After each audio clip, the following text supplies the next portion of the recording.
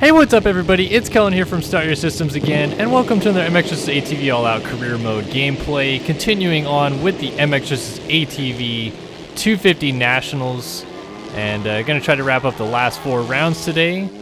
Playing on hard difficulty. I should have changed the difficulty to all time before I started the series because I've been kind of killing these guys, but I don't know, finish off this hard series and then move on to all-time from there to make it at least a little bit more interesting. I'm using the KX250 today. I used the Husky 250 in the last video.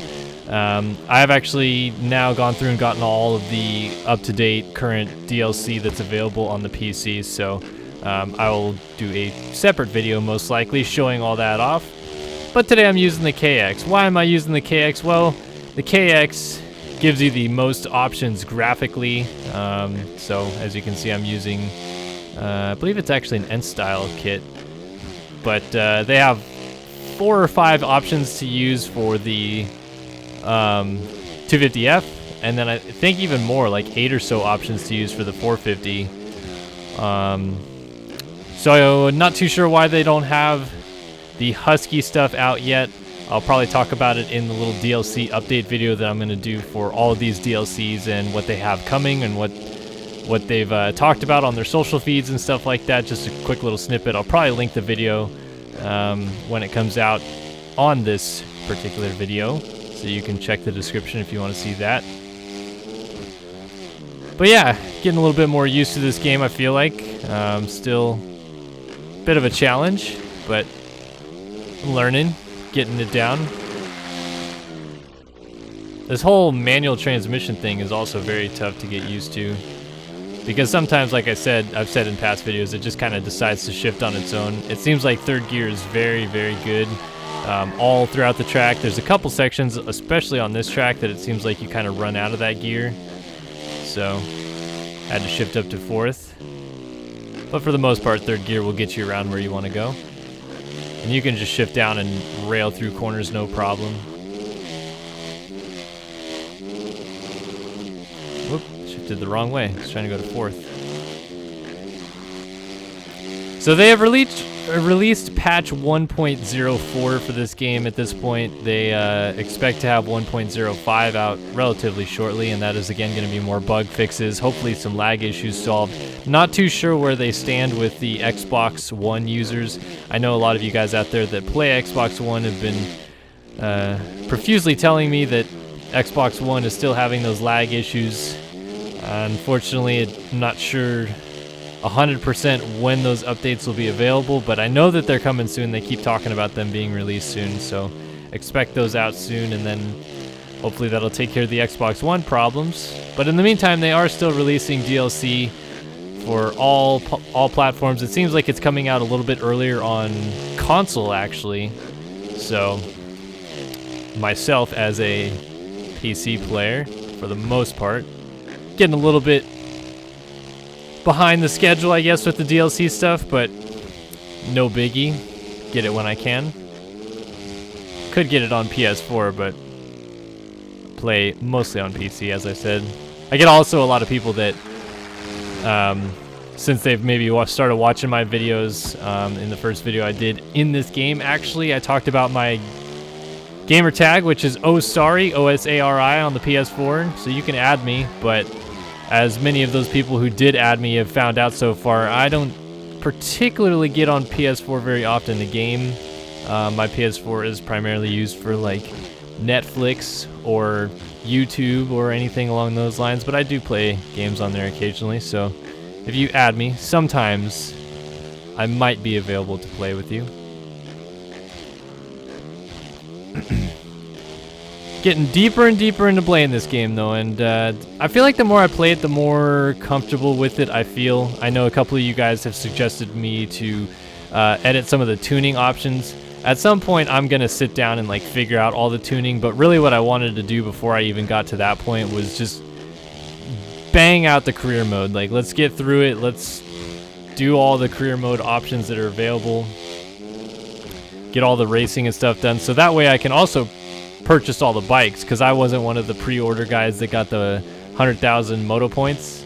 I pre-ordered via digital download, so I got the game a little bit earlier on PS4, but I didn't pre-order on PC or anything like that, so I didn't get the 100,000 moto credits, which, hindsight 2020, I guess I should have, but whatever.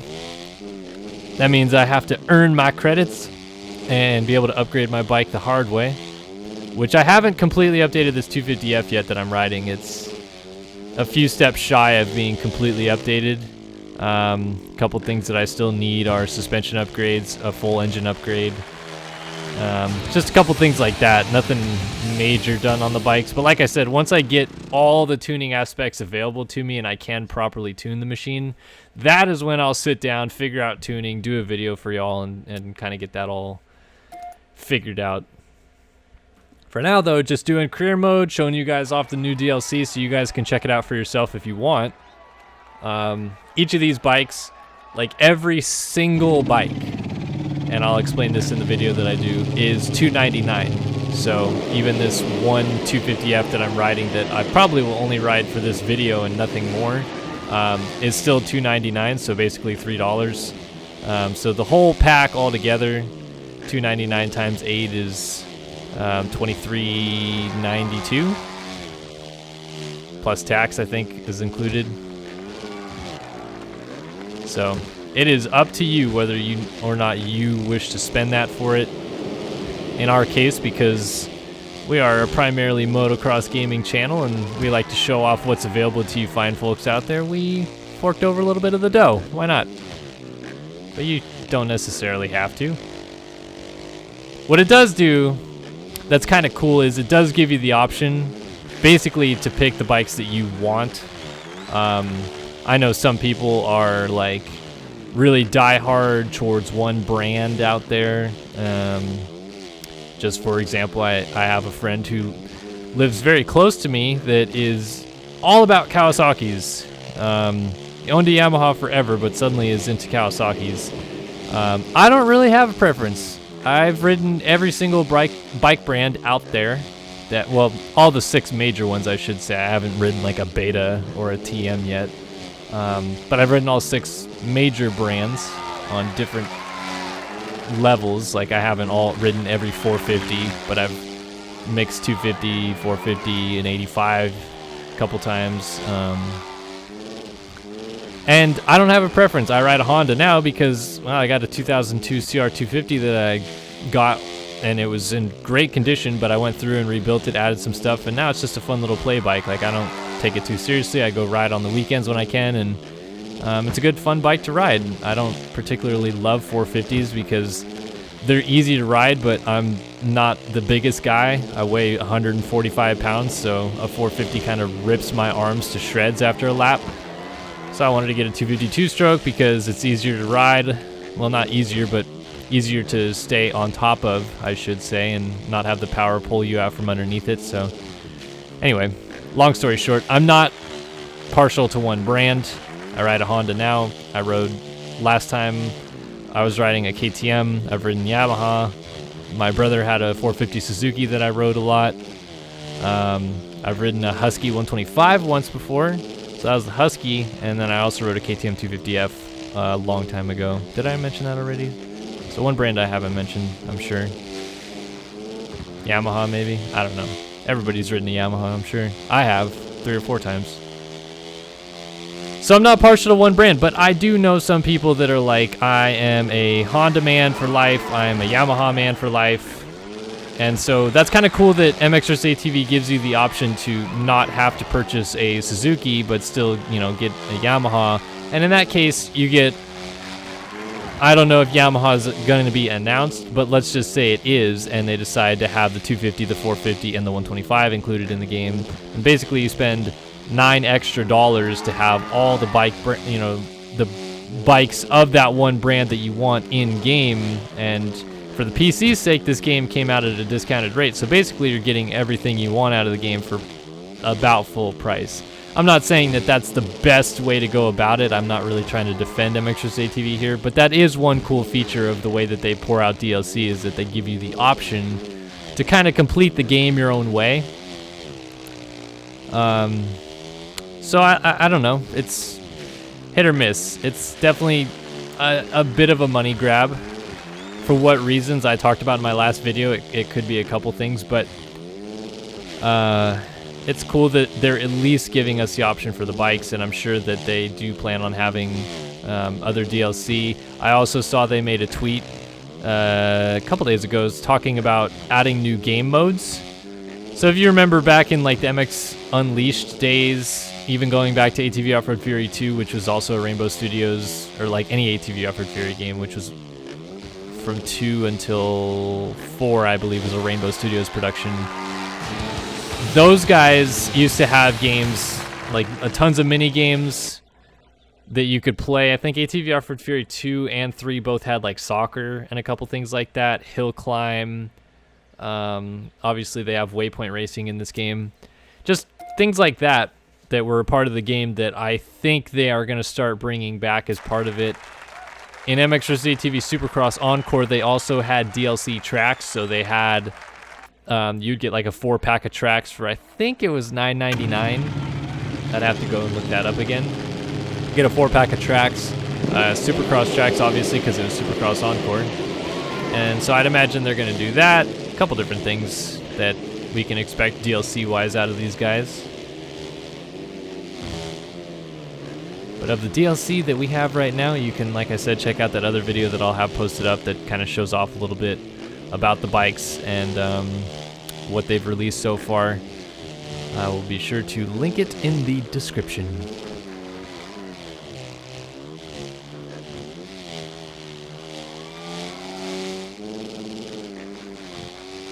Ugh. There's still some quirky things about this game. I'm not a huge fan of the corner speed. You can go way too fast in the corners. And then for some reason, if you throw like a big scrub or something like that and then land rear tire first, it does this like weird thing where it slides the rear tire down. Like, let me see if I could, well, not in that case because it pogo sticked, but it does this thing where it's hard to describe because the rear tire like digs in and then it just kind of slides down the hill, and you most of the time fall off because as it slides down the hill, it also lays the bike over a little bit. No idea what it's doing, why it does that. Like I said, I don't really get it, but I'm trying to figure out how to work around that most of the time by landing both wheels on the ground at the same time.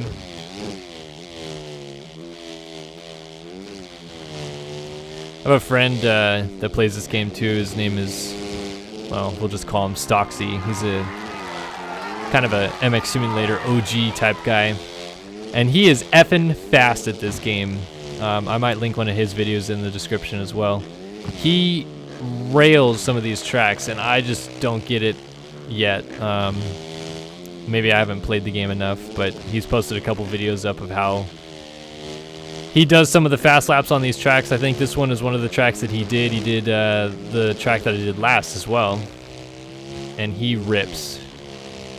I feel like we're going to have a lot more of that too. If you check some of the old Supercross Encore hot lap videos that people would post up, they did some rather unrealistic things, let's just say. And I think we're going to get to that point with this game again. It's very arcadey. That's the nature of the game. That's the way it's going to be played. So people are going to figure out ways to go fast on it, just like people figure out how to do some ridiculously dumb things on Fortnite or CSGO or Call of Duty or Grand Theft Auto or any of those type games.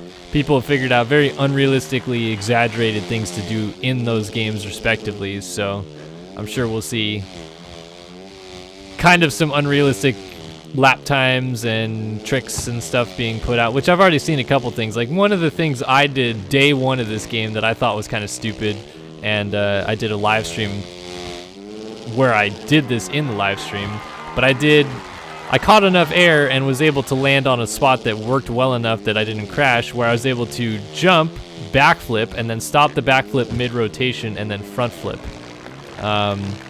Super unrealistic because of the weight of the motorcycle, the inertia and everything like that shouldn't be possible, but I mean, it's a video game. It's not gonna be 100% perfect. I think we fall in this weird discipline as motocross gaming fans where we want something that feels super close to what we know a dirt bike feels like, which this isn't it.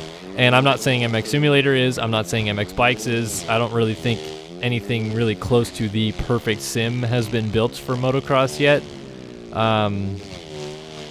But it's hard, you know. This is a very unique kind of sport to make feel really realistic, because in any other form of automobile or, you know, motorsport racing game that they can make look realistic and feel realistic, like an iRacing does with IndyCar, NASCAR, Formula One, all those other types of genres, they only have really one thing to contest with physics-wise, and that's the ground, the asphalt.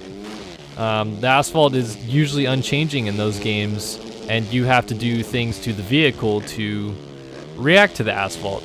In motocross, the ground is changing every lap, and it's a variable that's pretty hard to adjust to for physics' sake. The bike has to do some very different things that it wasn't doing the lap before.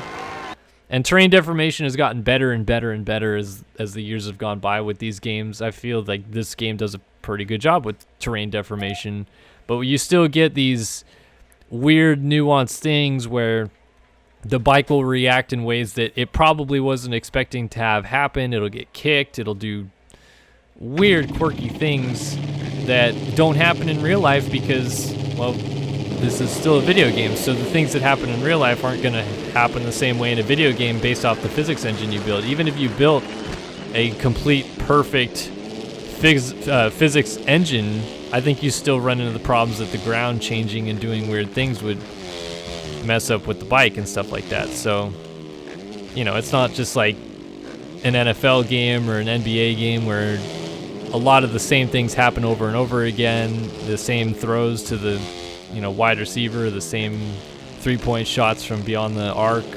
It's a lot of different variables that happen in motocross, and that's part of why it's the most physically and, you know, strangely demanding motorsport sport, any sport on the planet, because there are so many variables. The bike changing, your physical fitness going away, the track changing, lots of different things can affect, good or bad, what happens on a motocross track. But for the most part, most sports have a pretty standard flow of things going on. There isn't much variance to change that. Obviously, in like a football game, you can have rain or even snow to change the conditions up, but still you have pretty much the same things going on, the same quarterback throwing to the same wide receiver, the same kicker trying to kick a field goal. In this, you have 18 different ruts that you try to hit in one section of the track every other lap, and they change all the time, and the riders change it. It's a hard thing, I feel like, these games to get right. And plus, you're working with two completely different gyro points as well. In an NFL game or NBA game or MLB game, everybody is their own person, and it's just you have to make the person work correctly. Well, in these games, you have to make the person and the bike work together perfectly together. Like, I think even if we had an EA Sports devote a lot of time into making a good motocross game, sure, it might be a little bit better than what Rainbow's put out or what Milestone has put out or what any motocross gaming company has put out. But I still don't think that they would get it right. I still think that we're a long ways from finding that right physics engine that works for motocross video games. And every time you talk about this, you always get people say, well, Reflex was so good and we were so close to perfect, and then they went away from that. I mean, Reflex had good air physics, but beyond that, it still had its many quirks. The bike didn't react on jumps the right way a lot of times. I think that we still needed a little bit more done to the Reflex physics engine, and I think that would have changed a lot of things about it that people wouldn't have liked to actually make it work correctly like it would on a motocross track. So, you know, long story short, I think that it's just these guys have a tough job, and everybody, you know, complaining about, oh, this game isn't even close to the level of Milestone or whatever. It's like, well, they weren't really building the same game. They're building something completely different. Milestone's building very disciplined replica motocross stuff, where these guys are building kind of more of the fun, free-flowing game type of environment, big environments, lots more track options and stuff like that. And part of what I like about that is it gives us options. It gives us variants as a consumer to purchase whichever game we want. If we want the fun, if we want the large variety of selection, MX's ATV All Out kind of accomplishes that. But if we want the realism, real teams, real tracks, all that, then Milestone kind of covers that base for us. So you're never going to win, I feel like. People want kind of a mix of the two. They want a game with all the replica stuff where you can have, real championships and all this cool stuff with a great physics engine on top of that, and have a lot of, kind of third-party fun stuff to do. I think it's going to be a while before we get to that point. But anyway, kind of a long-winded discussion there today, but I don't know, it carried me all the way through this championship, which I have now finished. Completed this one up, got the extra credits, and look at that. All these are done. So we'll exit to the main menu, and it'll show up as done. And then I'll decide what I'm going to do for the next career mode video. Go to Events Series. Got the Pro MX's ATV 250 Nationals done. Now we have the ATV 450 Nationals open. But I might do... I have all this stuff done up here. I might do freestyle next, maybe? Or off-road, because that might be UTV based. I don't know. I'll have a fun time picking it for the next video. We're 3 trophies away from the MX 450 Nationals, and that'll be fun to do as well. But I thank you guys for watching another video here on the channel. If you guys liked it, please like, comment, and subscribe, and I will see you guys in the next one.